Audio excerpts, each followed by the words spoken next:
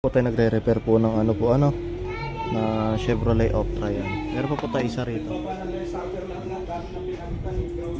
Nire-repair po natin. Pinalitan po ng gauge pero hindi po yata accurate yung speed. Kaya tatry po natin buhayin po yung kanya pong original na gauge. Gumana na po. Ito po yung pinalit po ng pinalit po sa kanila. Ito po yung kanila.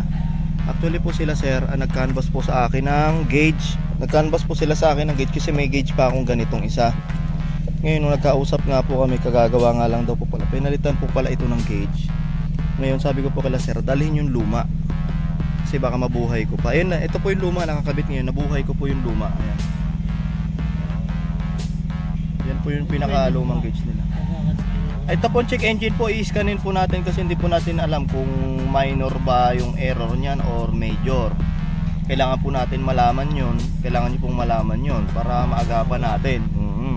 Kasi usually po dapat wala talaga check engine na yan. Pag naka-check engine may error po yan sa makina. Kaya yun, i-road test po natin. Alam nyo po yung takbo nito kasi ang problema po nitong isa, inaccurate yung speed niya. Kaya po tinry namin buhayin to para maibalik yung original na gauge niya kung gagana na to. Chevrolet Optra Wagon po ito. Chevrolet Optra Wagon.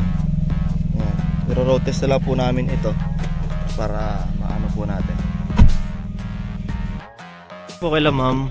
Thank you po. Ayan na po, gumagana na po yung mga gauge. Napapatayin to. Hindi naman maluag. Naka-fix Ay hindi na po, yan. nakapix po yan no. Fix na. Napapatayin na. Patayin po. Alam ko po pag patay po ng susi, patay na rin po yung stereo kung di po siya namamatay pag patay ang susi, may problema na po yung stereo. Hindi patay naman. Ayun na, patay naman Hindi yung ayaw pa